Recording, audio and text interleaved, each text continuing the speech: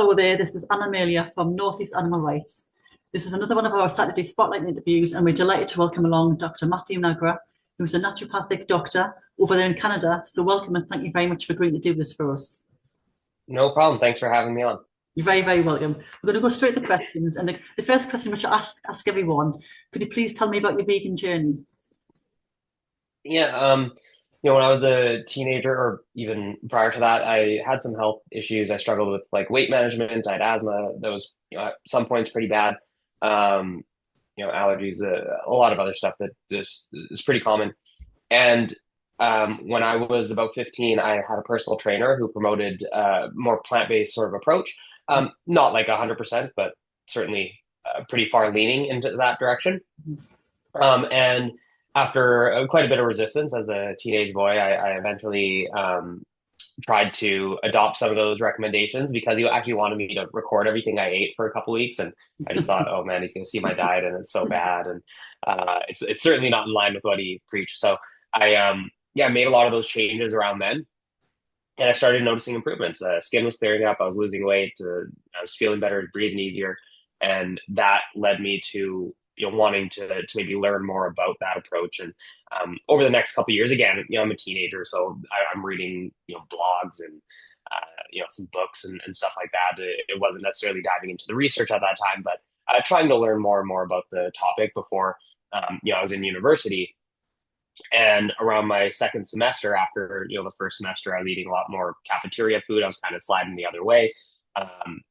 In my second semester, I just thought, I was feeling better before, and I want to go all in 100%. And I did overnight in February of it was 2011, and haven't looked back since. Yeah. So fast forward to where you are now, then. So can you tell me about your area of work? Yeah. The kind of things that you do and how important it is in terms of advocating for animals, because after all, Yeah. veganism is primarily about the animals. Yeah. Yeah. So actually, I said add that component. In that same year that I went to 100% plant-based, shortly thereafter, we'll say maybe 5, 6 months later, I actually watched the film Earthlings, and that added the sort of ethical component. And I am vegan at this point and have been since. So the ethics do play a role as well in my personal choices. Now, moving forward, once I was going through university, I knew I kind of wanted to be in the healthcare realm, but I was certainly interested in nutrition. So, dietetics was potentially an area I wanted to go, but I also like medicine. So it's kind of, which do you choose? And I had one teacher in my undergraduate studies who actually worked with a naturopathic doctor here in Vancouver, or actually Victoria, just outside Vancouver. And I don't know if that's really a profession where you are, but here in BC, they are primary care providers who can prescribe most medications, who can send for blood tests and all that kind of stuff, but also can focus a lot on the lifestyle aspects, so nutrition counseling and whatnot. And that really appealed to me. And so I actually shadowed a couple other NDs for a little bit. And I went to visit one of the schools and kind of speak with students and everything. And at the time, I thought that was a really good approach for me to be able to sort of meld the two worlds rather than pigeonhole myself into one or the other. Obviously now, lifestyle medicine has grown a lot. So there's a lot of people in the medicine sort of field who are also practicing a lot more of the nutrition and lifestyle stuff. But it wasn't as widely known at the time. And so it wasn't really an area that I was super familiar with. Yeah. So, I mean, in the UK, we have plant-based professionals and Yeah. Dr. Shireen Kassam's a good example of one. I mean, she does some really, really good work. But you're right, it is kind of coming on leaps and bounds now. It's seen much more as a proactive way to health rather than reacting like firefighting when problems arise, kind of like looking for problems and dealing with them ahead. So is that what you're finding? I mean, sort of like the people who you deal with? I'd say I do a bit of both. I have a lot of people coming to me just wanting to make sure all their ducks are in a row and that they're doing well. Maybe Yeah. it's not the most vegan analogy, but you know what I mean. Making sure that they're keeping track of kind of their health, their risk factors, especially if they have a family history and they want to look out for some stuff. So I have that clientele, but I also work with people who have diabetes diagnoses or who maybe previously had diagnosed cardiovascular disease, and we're working on actually treating that, and that will often be a combination of nutrition and medicine. And in some cases, people really want to give the nutrition only route a trial first, and absolutely, I'll work with them on that. So that works in some cases as well. So I just try to use both of them to the best of my ability Yeah. to ultimately get best results. Yeah. Now, you visited the UK like in the summer, Yeah. and I listened to you, and it was when you came, and it was really really funny. It was a really really funny presentation. Oh yeah. Um, you've got a really really interesting way of dealing with the trolls and the negative comments. And I mean, anybody looking through your social media, particularly on Instagram, they'll see you sort of like put on a screen in front of people who are doing these ridiculous sort of claims making, Yeah. and you're kind of debunking them. But I know that if you go on the misinformation, you've got a few little misinformation tabs along the way, and there's some really really funny ones in there. So what are your kind of like your favorite sort of like approaches, and your comments and the nature of comments you get as well? So I've refined this over time. So when I started social media, it was a lot more just, hey, here's a new study on this topic. Let's kind of break Mm, it down, highlight some key findings. And that was good, and that really helped me grow initially. But it got to a point where it was a lot of, rinse, recycle, repeat. A lot of the newer studies are just reaffirming things that we kind of already knew, or maybe adding a little bit of a new angle to it. But eventually, you're just sort of repeating the same stuff over and over. And I had at some point, I can't remember exactly when it was, but at some point I had sort of done these response videos where, I'll play a clip of somebody making some kind of claim and then I'll respond to it. And I found that did really well. Like it garnered a lot more attention. And that's kind of one of the key, you know, um, key aspects of social media is like, can I get my message out to people, or can I, put this information out to people? And so I found that took off a lot better. And I think a part of it is that I myself am not going to use a lot of the clickbaity type stuff to sort of sell my messaging, but they do that, and so I can use their own clips yeah, against them. So I use their yeah, like clickbait opening, and then I'll respond to it, yeah, and so that really helped. And also, it's a little bit more fun. You can add some like comedic elements, especially if yeah, something they say is really ridiculous. Like you said, Danny and I in that presentation at Being Campo, we obviously added a lot of comedy there. That's sort of his whole shtick as well. And I don't know, I just think it's a lot more fun to make those types of videos. And then, as you mentioned, I have the misinformation, highlights. I just titled them that, but you can call them whatever. Where people will often argue over certain things, and like a lot of the arguments are just absolute gold or comedy gold. So people can read through those if they want as mm. well. Yeah, I mean, there's absolutely loads of them, and there are really, really, there's some really, really funny, points in there. I mean, what I was watching, I was reading one about B12, the B12, Yeah. the misinformation around B12, and it's just some of them are so like familiar because we get them all the time. It's just but I think it's also a good way of dealing with trolls and dealing with negative comments. It's when I spoke to David Rams, who you may know through Yeah. he said that he deals with trolls by monetizing them, because I was at a stage of kind of like getting quite upset by the amount of trolls we were getting. The bigger our group was getting, we were getting more and more trolls, and more, and it was just taking up so much time to try to either deal with them, block them, that sort of thing. But now I sort of took on board what he said, and this is what you do as well. You monetize them. You're not kind of like getting upset by them. You're using them for your own benefit. You kind of use them to push back, in a Yeah. I mean, good and engaging way. yeah. I also think that you can like point out flaws in people's logic, or Yeah. double standards. I actually think that is a really good way. The double standards in particular is a really good way to explain to people that, hey, this person's kind of full of it. They obviously don't know what they're talking about, Yeah. because I don't expect everybody to understand the differences between different types of research, to understand what is important in an adjustment model, or even what that means when it comes to research. But when somebody says, oh, hey, this type of research is trash, but then you can show them citing the exact same type of research that supports their bias, or something of that sort, you can point out, hey, this person's clearly not consistent in the way that they're presenting evidence, and that I think is a lot easier for people to grasp. And it's the same sort of thing with like those comments that I get. It's I'll often like ask a question to get them to unpack what it is that they're Mhm. saying, and then just kind of turn it back on them, or be like, well, clearly you don't really know what you're talking about.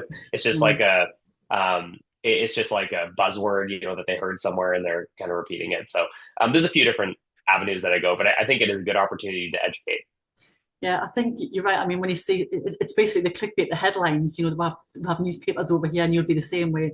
A vegan mother killed her child, sort of thing. And you're like, that's and they just when you unpack actually what's happened, it's completely different to what the real story is about.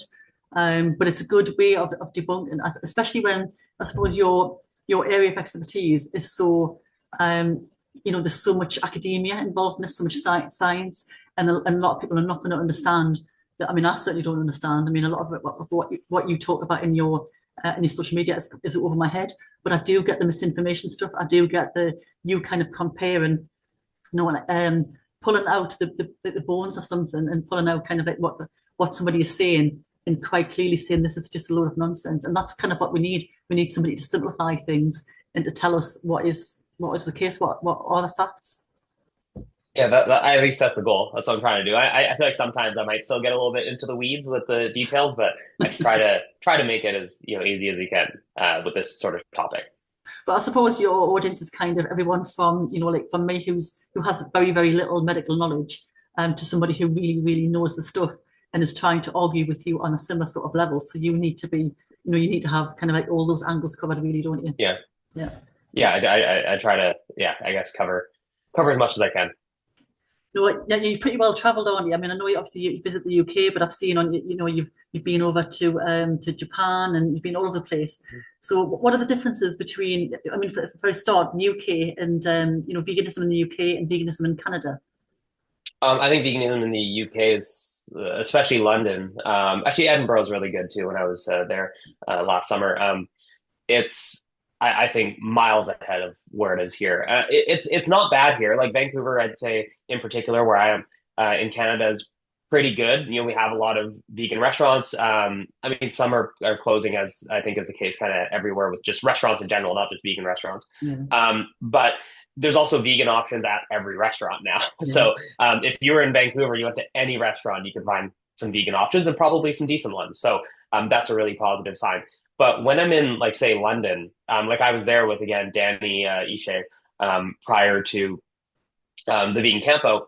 I mean, we were trying different vegan restaurants every day. There's so many. We barely scratched the surface. Like we couldn't even touch, a fraction of them. Yeah. And I found that, like, even in grocery stores or supermarkets, there's tons of like clearly labeled vegan options, or even sections where they're like plant-based and stuff. You get some of that here, but it was just on another level there for sure. I think the UK is one of the best places in the world I've been for vegan food. Outside of that, I would say like Berlin, Germany was really good when I went there. I went to Lisbon, Portugal, was quite good. That one though, a lot of the non-vegan places I feel like weren't great for vegan options. Like a lot of the non-vegan restaurants weren't necessarily as good, but they had really good vegan or plant-forward restaurants. Yeah. And I just got back from Australia, and Melbourne was pretty good. Again, it was one of those cases where I just wasn't able to try everything because there were too many, options. So, barely scratched the surface. I'll have to go back and try the rest. It's a good excuse to go back, isn't it? I mean, London is absolutely brilliant. I mean, I was drooling when you were sort of giving us a tour around Camden, because Camden's one of my favourite places. There's just loads and loads of stuff there. Yeah. But what about other aspects of veganism? So not just about the food. I mean, what's it like in terms of like activism and the acknowledgement of animal experiments and that sort of thing?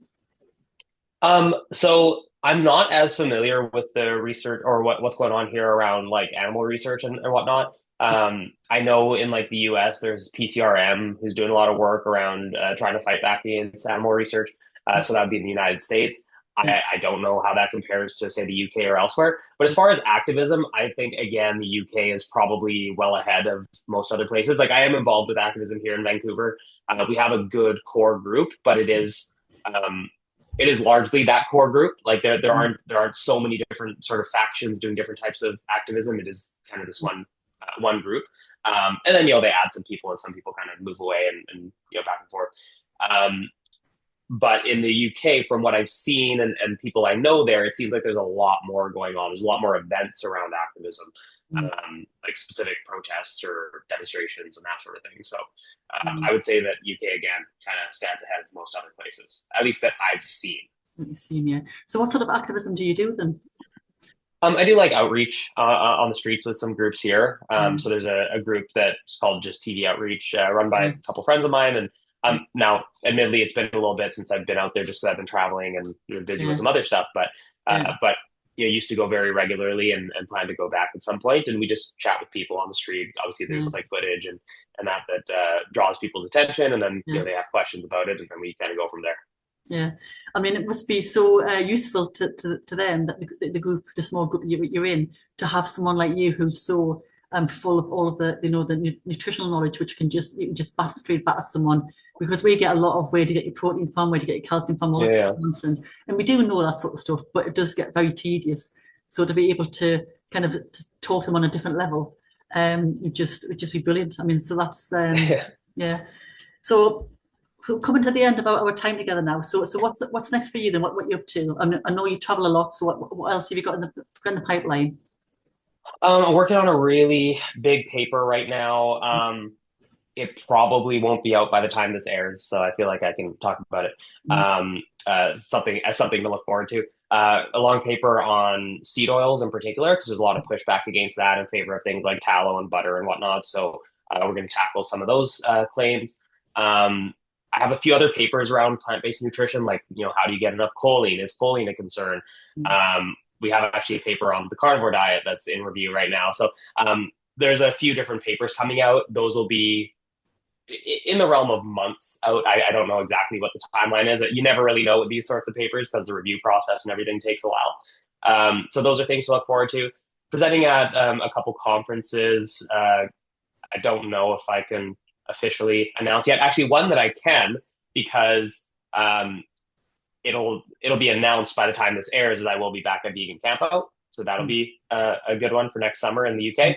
mm, Um, and then I have a couple other like more medical and dietetics conferences coming up in the new year as well mm. that aren't really fully announced yet. So I'll maybe keep that a little closer to the vest. So you're very, very busy, aren't you? Very busy man. Yeah, I guess so. I feel like it's gotten more so. I thought this year in particular was going to be my busiest year for like travel and stuff, but it's looking like next year might be even worse. So we'll see. I mean, it's good. You got to see a lot of places, but it's just really tiring at the end of the day. So But it's a good thing, though, yeah, isn't it? but Because it's kind of like yeah, getting out. It's getting like the plant-based health, the issue, the topic out there, and promoting it, and kind of promoting veganism and advocating for animals, yeah. which is the important thing really. So yeah, it's good that you're so busy. Because Yeah, I guess so. Yeah, next year's looking like a busy one already, and we're not even at the beginning of the year. So, yeah, we'll see what comes of it. so just before we go, then I'm just going to sort of like make sure that everybody knows where to find you. I know you're on Instagram, you're on Yep. Facebook, you're on Threads as well. Is that right? Yeah. Yep. Is there anything else which I've missed there? I mean, I'm on X, I'm on TikTok. Basically, I just cross post. Like, Just, so yeah, Instagram's where I'm most like yeah, personally active, like so yeah, as far as comments and DMs and stuff. yeah, But I post the same clips to most of the channels, YouTube as well, if I didn't yeah, mention. So, yeah, kind of all of them. yeah. Okay then. So thank you very much for joining us today. Really, really appreciate it. I know obviously you're a very, very, very busy man.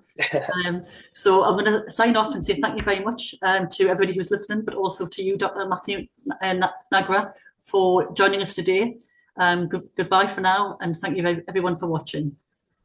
And thanks again for having me on.